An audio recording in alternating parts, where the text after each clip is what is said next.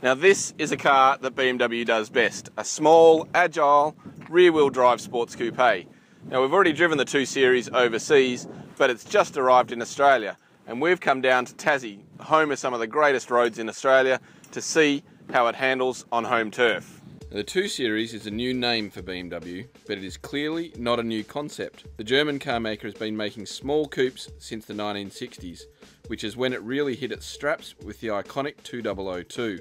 This one is essentially the replacement for the previous generation 1 Series, but is built on a cut down version of the 3 Series platform that makes it longer and wider for more interior space. It arrives in Australia this month with 3 model variants, all featuring a turbocharged engine and 8-speed automatic, starting with this, the 220i. Now it costs a little more than its predecessor, starting at $50,500 plus on roads, but comes with a more powerful and more efficient 2-litre 4-cylinder that generates 135 kilowatts of power and 270 newton meters of torque. Now BMW says this is the classic BMW, a small, agile, rear-wheel drive coupe, and I'd have to say it fits that tag pretty well.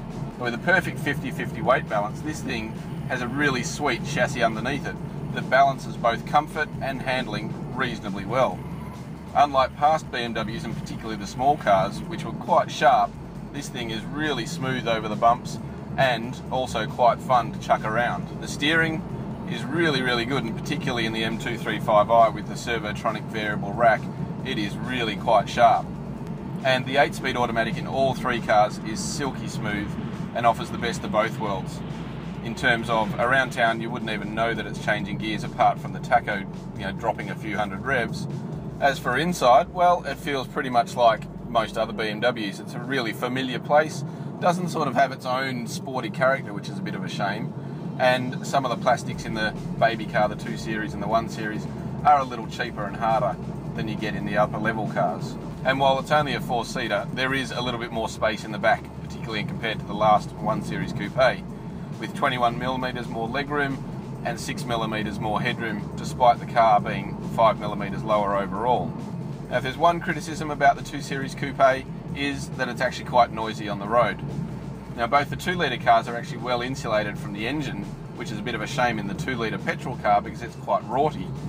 But in terms of road noise, it's actually quite noticeable on rough surfaces. BMW charges $2,000 more for the 2-litre diesel-powered 220d, which produces an identical amount of maximum power but has nearly 30% more torque, 380 newton meters, and yet it uses less fuel with a claimed average of 4.4 litres per 100 k's. For those skewed the other way around though, and who enjoy an occasional backroad blast or track day outing, the range-topping M235i, which costs $79,900, is a little firecracker.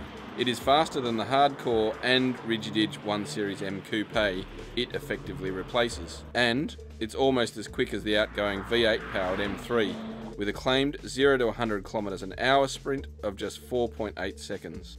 Not only is it more powerful, the car comes equipped with variable ratio steering, 18-inch alloys and adaptive suspension. That, all combined, elevates the 2 Series' level of road holding to another dimension. It maintains the base car's exemplary overall balance, but has sharper steering and more grip in the corners. The 6-cylinder engine is smooth and refined both around town and out on the open road, but it also has more than enough grunt to make it fun on the racetrack. And a little rear-end sideways action doesn't take much more than a prod of the throttle.